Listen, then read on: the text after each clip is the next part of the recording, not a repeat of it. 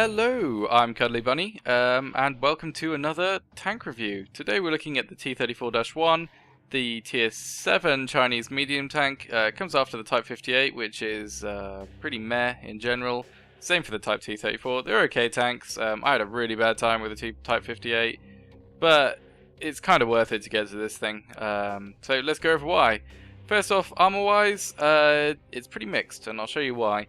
The hull armor is pointless most of the time, with only 60mm sloped, and not even, well, it's sloped okay, but you're not really going to get much out of this. 100mm if you angle amazingly, so like tier 5 tanks, maybe, some of them you can bounce. Actually quite a few of the tier 5 mediums and things like that you might be okay with, just about. The side is only 45mm, but being 45 is a lot better than being 40 because it means you don't get overmatched by the 122mm guns. Ours is pointless at 40 again, and the roof of the turret and the back is only 20. So expect to get overmatched if you get hit like here, no matter what the angle really, and artillery will completely ruin your day if it hits here. Also a quick thing to note is that your modules, basically, they put one of each in here, and here, and here, and here, and here, and here, and here, and everywhere. The tank is made out of modules. So every time you get hit, you're probably going to lose one, so that's a thing to take note. But as you can see from the front of this, all of the armor in this tank lies on the turret. As this is how people are going to see it, we'll have a look at it here. Basically, your minimum value is going to be around, well, 193 is as low as you can really get it, which is just the flattest part there. Very hard to hit in general. Well, actually, I think there's a little machine gun point there. Haven't noticed that before. But yeah, anyway, there's a tiny little bit, 193. But I mean, that's still amazing at tier 7. That's still going to bounce your equivalent tier heavies most of the time. Actually, that is going to bounce all of the tier 8 heavies, I think. Tier 7 heavies even. So that's great. The mantlet is also not got any weak spots really. I mean, it goes up to 500 at some points. Around 200 is probably as low as you're going to get it, which is basically hitting the gun. Actually, underneath the turret a bit is a low point somewhere that I just saw. 154. If you can hit it there, go for it. Like to see you try. Weak spots on the turret, there's two cupolas as you can see. One people don't seem to even notice because the machine gun kind of covers it up. And the other one is pretty hard to hit. This top bar isn't anything, so you can ignore that. But underneath is a cupola. But, I mean, I've bounced from the cupola quite regularly. I mean, 169 on there, 120 if you hit it flat on. And it's a tiny little target, so yeah, good luck trying to hit that as well. Obviously the turret is really small, so it can be a little difficult to actually hold down at times, especially as your gun depression is only -5 degrees, which actually doesn't look that bad from this kind of angle, mostly because the tank is so goddamn flat. It looks a bit like someone's just got a T-34 and stood on it. But yeah, so the turret, if you can make it work, is amazing. Probably the best turret on tier 7 on any of the mediums. Actually, I'm certain it probably is, I would have thought. Comment's got a good turret, but it's got a lot of weak spots, and this doesn't really. So you can really rely on this, and it's really handy for carrying games, knowing that you've got some really effective armor somewhere. So that's probably about it for this view. Let's go into the stats. So the first thing you're going to notice is there's a lot of green things on penetration and damage, and that's because this has got to be the best gun a medium tank on this tier has. The T20 has a pretty good gun as well, but it's actually worse in penetration and damage. So let's go over this. You've got 175 penetration, so the same as like the IS and the Russian heavies, which is pretty amazing for a medium tank, and you're really never going to really need the premium ammo. Maybe, I think I've shot it a couple of times at the lower plate of an E75. I mean, I shouldn't really even be in front of an E75, but whatever. So yeah, 175 is fantastic. The damage is 250, which again is just really incredible for a medium at this tier.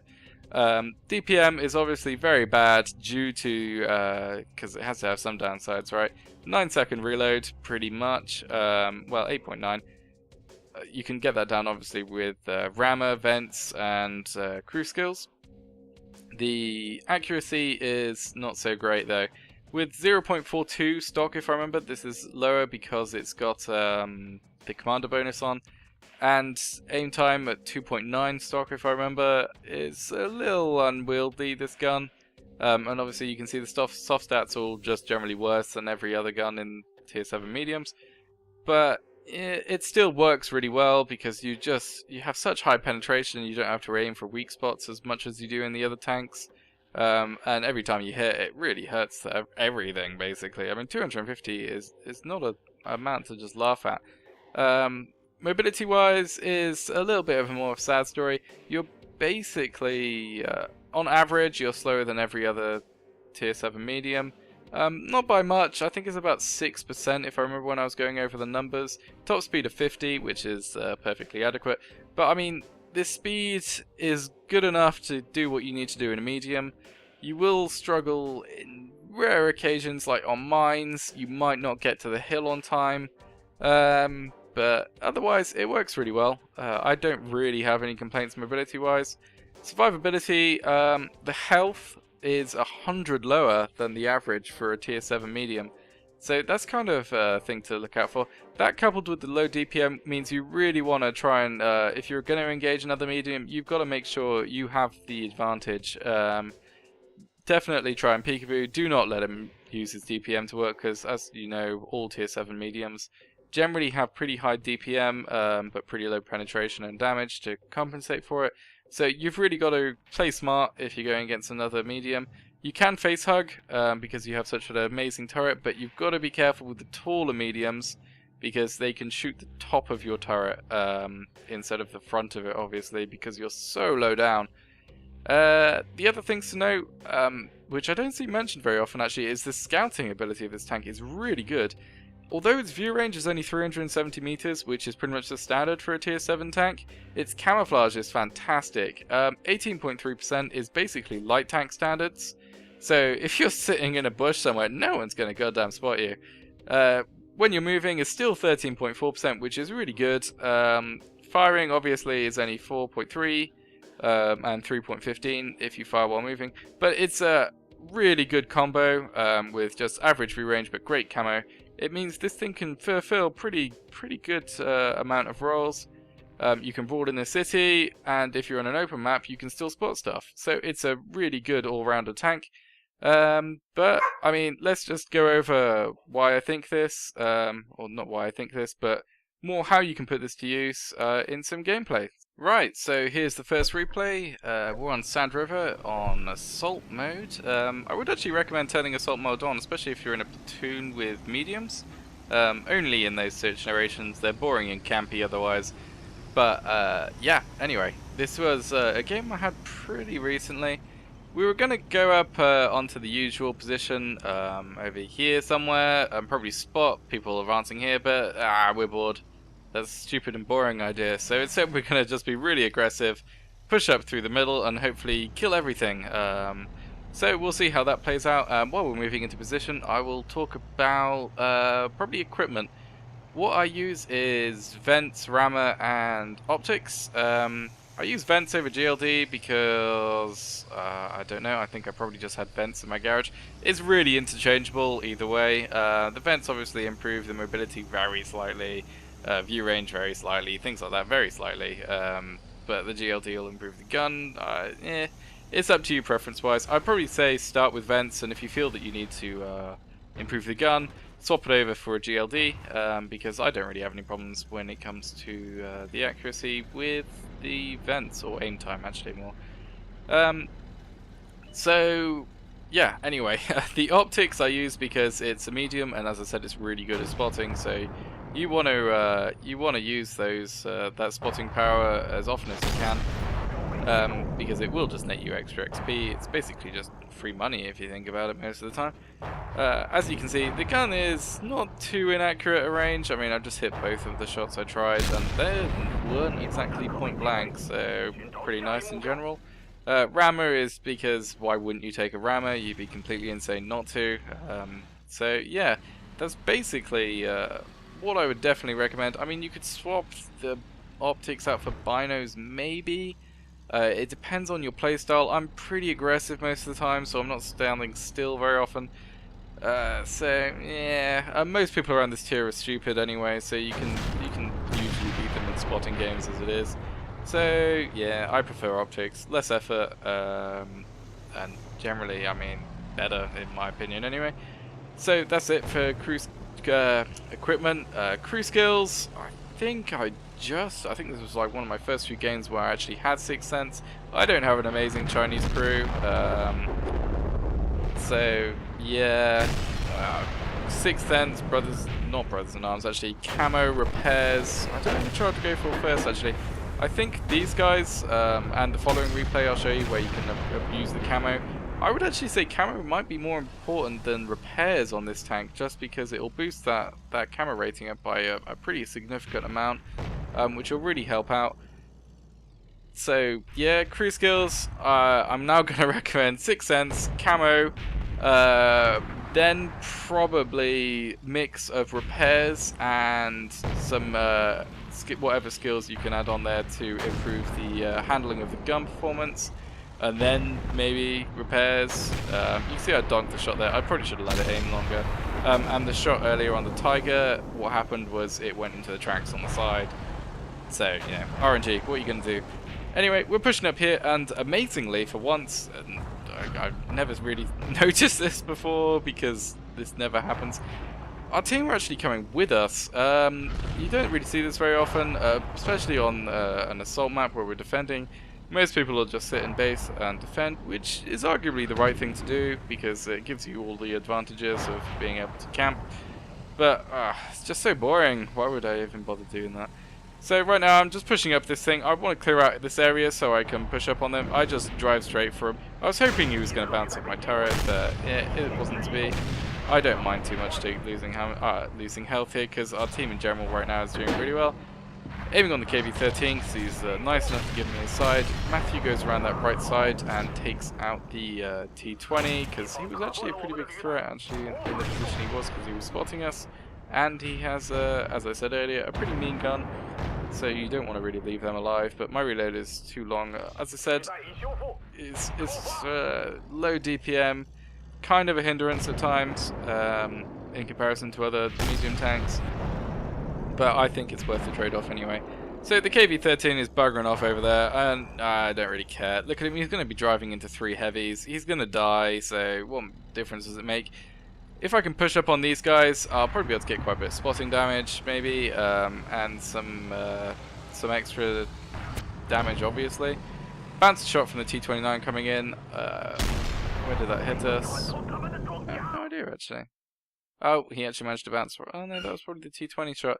I'm not sure where he hit us. Probably the turret, but it isn't showing the decal for some reason. But anyway, right now, Matthew's taking shots off at him, but I just noticed he's not going to be able to take too many hits back in return. So it's time for man mode. So I'm just charging straight at this guy. My plan was to go around the flank of him, but right now Matthew's like, ah crap, I'm going to die here. T-29 staring right at his face, he's one-shot kill, so I've got to get this guy's attention, so I just drive straight at him, take a shot that I knew wasn't going to penetrate, but just all I wanted to do was grab his attention away from Matthew to keep him alive as long as I possibly could. And now you'll see how being a little tiny tank is actually really useful at times. This T-29 cannot get his gun down on me. I try and track him here, but amazingly the tracks take the shot. Usually you'll find, unlike other mediums, that when you shoot the tracks, you'll actually track them. I completely dunked a shot. I should have just taken that third place in person, really. But I mean, this T-29 just cannot get a shot off on me. Even in this position, I'm too low down for him. And now his day has just been ruined. He can't do anything, really. So, bye-bye, Mr. T-29. Me and Matthew make quick work of him.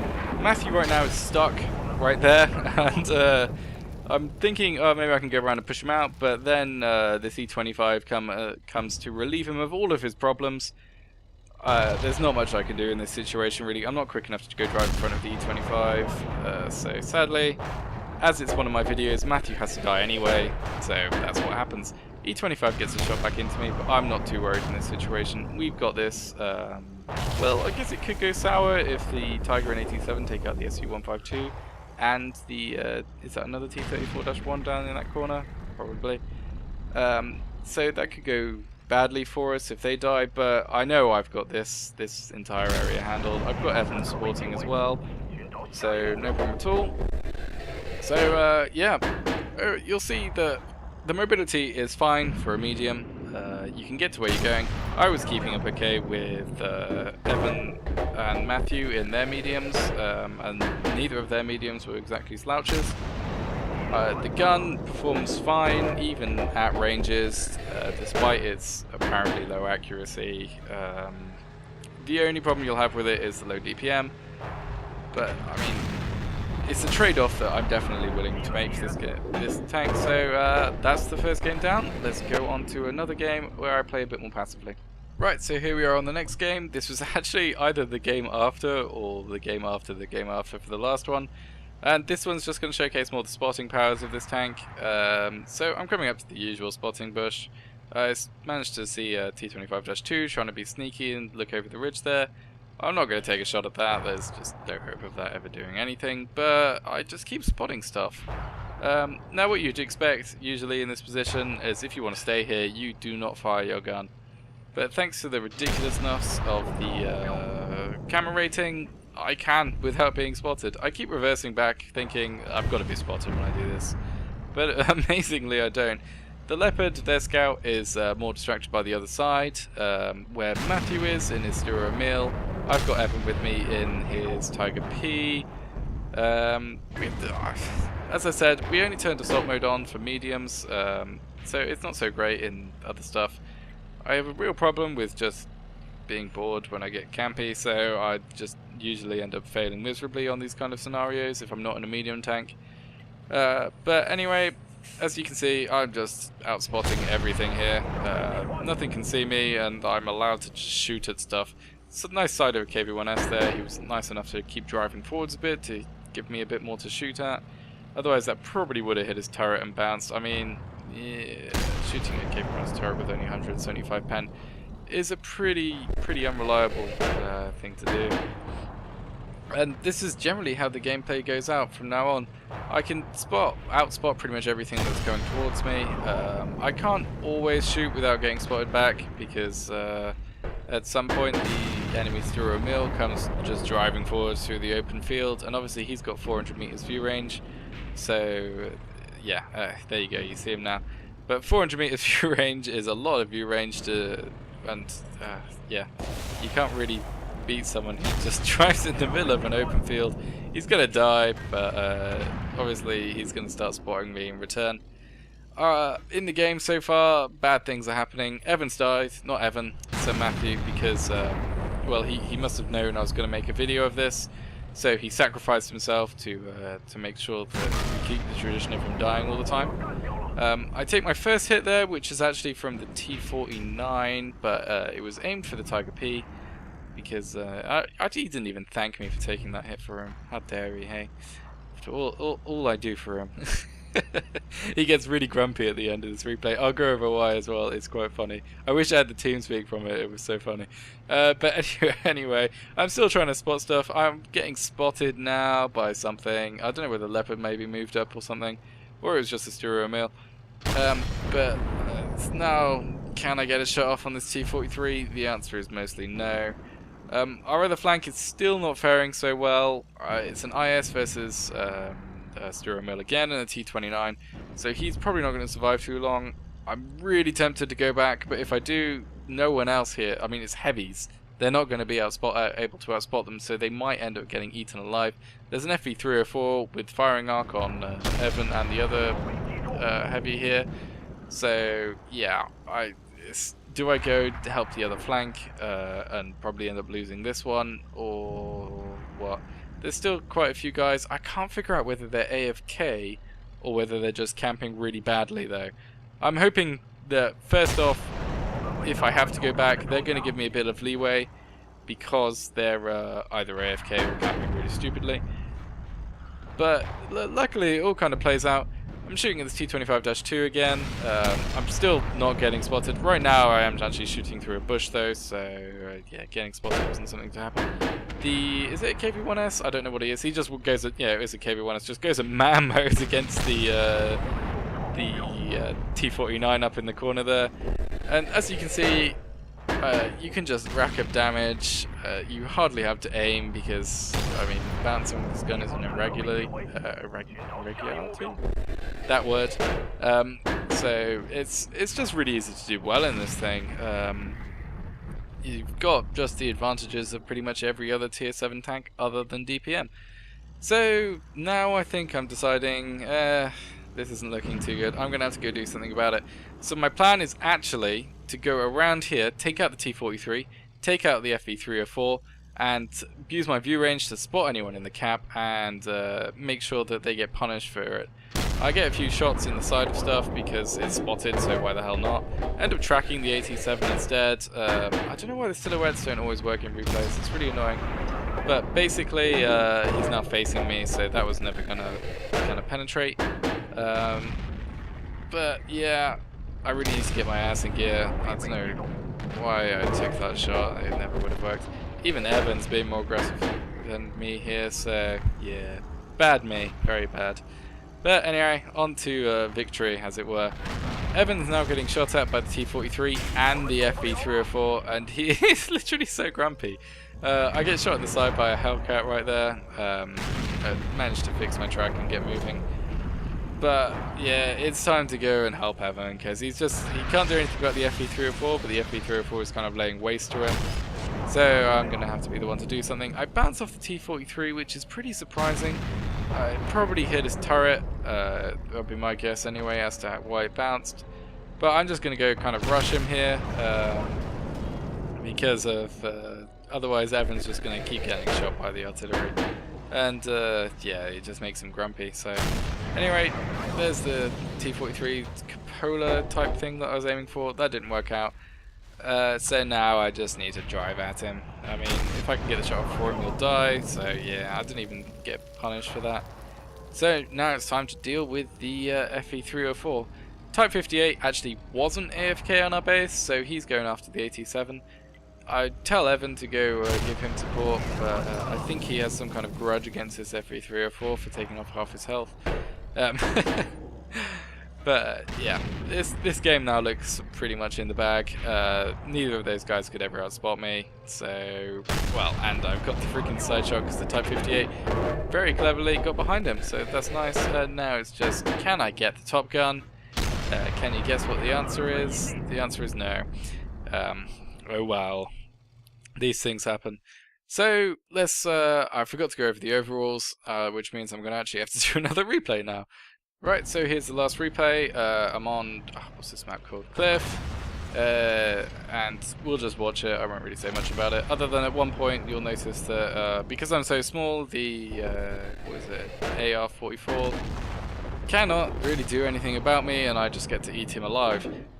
So, overall stats of this thing, or overall results. The armor is only going to get about 6.5, and the sole reason is, I mean, I want to give it more just because it's really reliable. As you can see here, I'm just bouncing shot after shot from this guy. It's really reliable, but the problem is it's got no hull armor, so I can't really give it more than 6.5 for having an amazing turret. But yeah, that's all you can really say about it. The turret is always gonna do well for you, but the hull armor is not. So 6.5 I think is pretty justified for this tank. So what's next? Mobility. It's only gonna get like a 6 out of 10 for this. Definitely, it's quick enough to get where it needs to go. The replay you're watching here, I actually had the stock engine if I remember. But it's definitely quick enough to get where it needs to go, but it really isn't anything else special. So 6 out of 10 because it's, well, it's what you should expect really. What's next? The gun. Well, it depends whether you're trying to compare this to just overall or on tier 7 mediums. I mean, if you compare this to other tier 7 medium guns, it's going to get at least a 9 out of 10 really. But overall, I'm only going to give it an 8 out of 10 because there's a lot of other really good guns on this tier.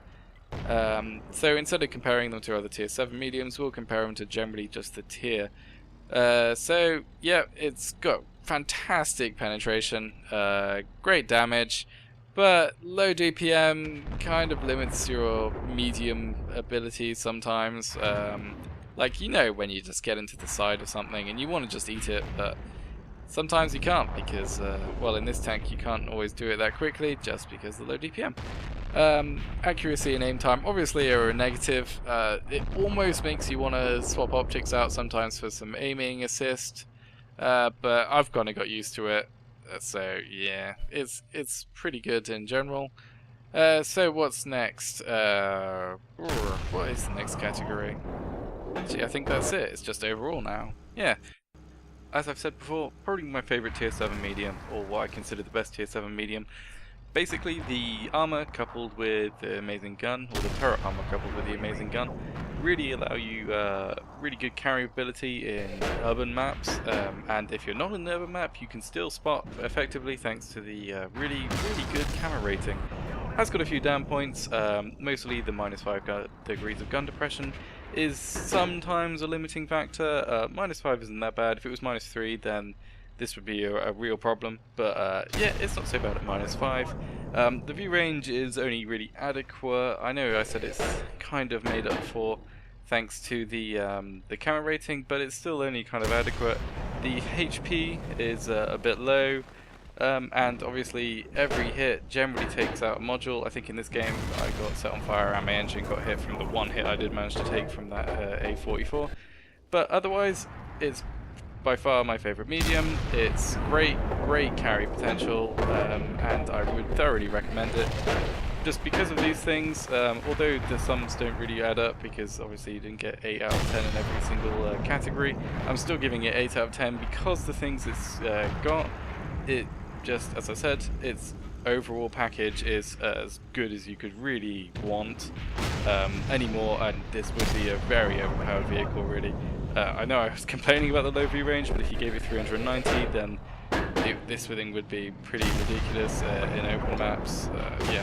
Anyway, it's not a well balanced vehicle actually. It probably is borderline overpowered, but I would definitely recommend it. If you're into medium play, it's a great fun tank to play, whether you're platooned or solo. Actually, that's a quick thing to mention. If you are solo, this is one of the tanks that doesn't really care medium-wise, whereas often some of the mediums kind of perform best when you've got some backup. But anyway, we'll leave it there. So overall, very strong tank. Definitely recommend it.